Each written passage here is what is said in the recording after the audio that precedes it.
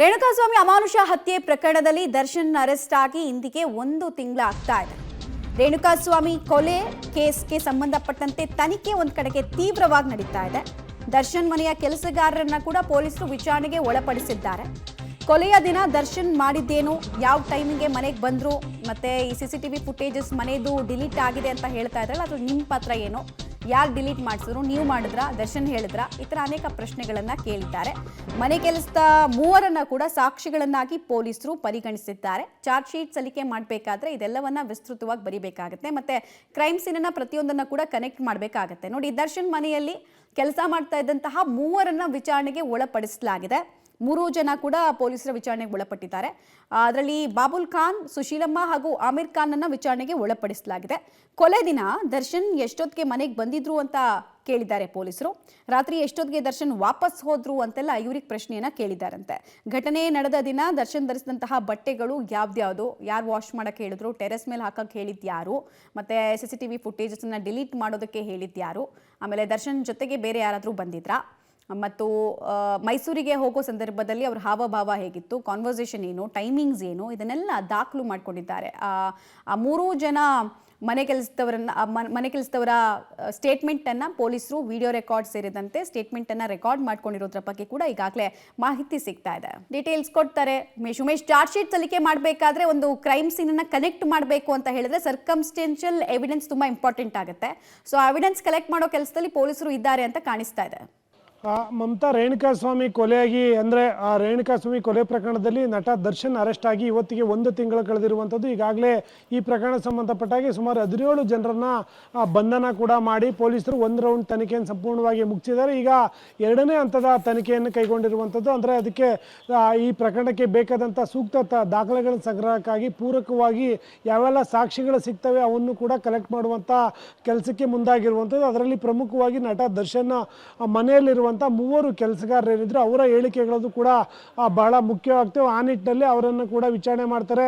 ವಿಚಾರಣೆ ಮಾಡಿದಂಥ ವೇಳೆಯಲ್ಲಿ ಪ್ರಮುಖವಾಗಿ ನಟ ದರ್ಶನ್ ರೇಣುಕಾಸ್ವಾಮಿ ಕೊಲೆ ಆದ ದಿವಸದಂದು ದರ್ಶನ್ ಮನೆಗೆ ಯಾರೆಲ್ಲ ಬಂದಿದ್ರು, ಮತ್ತು ನಟ ದರ್ಶನ್ ಅವತ್ತು ರಾತ್ರಿ ಎಷ್ಟೊತ್ತಿಗೆ ವಾಪಸ್ ಬಂದರು, ಆ ಸಂದರ್ಭದಲ್ಲಿ ಯಾರಾದರೂ ಜೊತೆಗೆ ಬಂದಿದ್ರ ಅನ್ನೋದು ಒಂದು ಕಡೆ ಆದರೆ, ಆತ ಅವತ್ತು ಧರಿಸಿದ್ದಂಥ ರಕ್ತದ ಕಲೆಗಳಿದ್ದಂಥ ಬಟ್ಟೆಗಳೇನಿದ್ವು ಅದನ್ನು ವಾಶ್ ಕೂಡ ಕೊಟ್ಟಿದ್ದಂಥದ್ದು.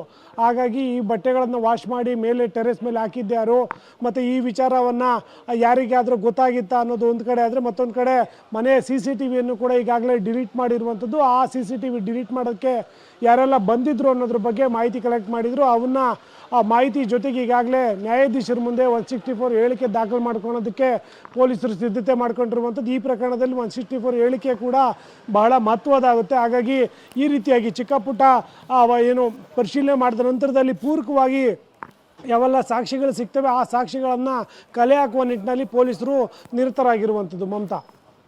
ಓಕೆ ಉಮೇಶ್, ಇದ್ರ ಜೊತೆಗೆ ಈಗ ಚಾರ್ಜ್ ಶೀಟ್ ಸಲ್ಲಿಕೆ ಸಂದರ್ಭದಲ್ಲಿ ಐ ವಿಟ್ನೆಸ್ಗಳ ಕೊರತೆ ಇದ್ರೆ ಒಂದು ಕ್ರೈಮ್ ಸೀನ್ ಅಥವಾ ಒಂದು ಕ್ರೈಮ್ ಬಿದ್ದು ಹೋಗುತ್ತೆ ಅಥವಾ ಒಂದು ಕ್ರೈಮ್ ಸ್ಟೋರಿಗೆ ಸತ್ವ ಇಲ್ಲದಂಗೆ ಆಗುತ್ತೆ ಅಂತ ಕೇಳ್ಪಟ್ಟಿದ್ದೀವಿ. ಸೊ ಅದರಲ್ಲಿ ಪ್ರಗತಿಯನ್ನ ಯಾವ ರೀತಿ ಸಾಧಿಸಿದ್ದಾರೆ ಪೊಲೀಸರು? ಆಮೇಲೆ ರೈಟ್ ಟ್ರ್ಯಾಕಲ್ಲಿ ತನಿಖೆ ಸಾಗ್ತಾ ಇದೆಯಾ? ಚಾರ್ಜ್ ಶೀಟ್ ಸಲ್ಲಿಕೆ ಮಾಡೋದಕ್ಕೆ ಇನ್ನೂ ಎಷ್ಟು ಸಮಯ ಬೇಕಾಗುತ್ತೆ ಅನ್ನೋದು ಕೂಡ ಪ್ರಮುಖ ಪ್ರಶ್ನೆ ಆಗುತ್ತೆ.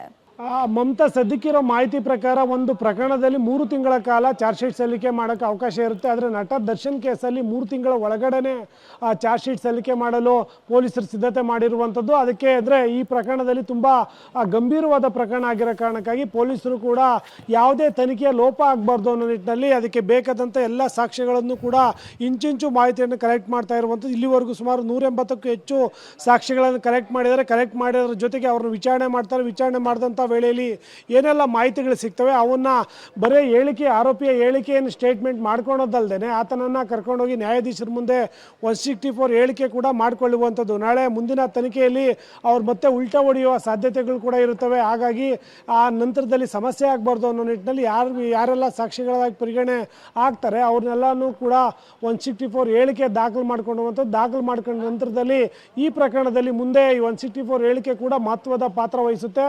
ಹಾಗಾಗಿ ಹಾಗಾಗಿ ಪೊಲೀಸರು, ಕಾಮಾಕ್ಷಿಪಾಳ್ಯ ಪೊಲೀಸರು ಈ ಪ್ರಕರಣದಲ್ಲಿ ಯಾವುದೇ ಸಾಕ್ಷ್ಯವನ್ನು ಬಿಡದಂತೆ ಅವರಿಗೆ ಬೇಕಾದಂತೆ ಎಲ್ಲ ಎವಿಡೆನ್ಸ್ಗಳನ್ನು ಕೂಡ ಪತ್ತೆ ಮಾಡ್ತಾ ಇರುವಂಥದ್ದು. ಮತ್ತು ಆರೋಪಿಗಳು ಆ ಕ್ಷಣದಲ್ಲಿ ಹೇಳಿಕೆ ಕೊಟ್ಟರು ಅದನ್ನು ಸ್ಟೇಟ್ಮೆಂಟ್ ಮಾಡ್ಕೊಳೋದು, ಅವ್ರ ಜೊತೆಗೆ ಕೋರ್ಟ್ ಕರ್ಕೊಂಡೋಗಿ ಅದನ್ನು ಕೂಡ ನ್ಯಾಯಾಧೀಶರ ಮುಂದೆ ಸ್ಟೇಟ್ಮೆಂಟ್ ಪಡ್ಕೊತಾ ಇರುವಂಥದ್ದು. ಹಾಗಾಗಿ ಈ ಪ್ರಕರಣದಲ್ಲಿ ನಿಜಕ್ಕೂ ಪೊಲೀಸರು ಮೇಲ್ಗೈ ಸಾಧಿಸಿದ್ದಾರೆ ಅನ್ನೋದ್ರ ಬಗ್ಗೆ ಮಾಹಿತಿ ಇರುವಂಥದ್ದು. ಅದು ತನಿಖೆ ಕೂಡ ಈಗ ಚುರುಕಾಗಿ ನಡೀತಾ ಇರುವಂಥದ್ದು. ಮಮತಾ. ರೈಟ್, ಧನ್ಯವಾದ ಉಮೇಶ್ ತಮ್ಮೆಲ್ಲ ಮಾಹಿತಿಗಾಗಿ.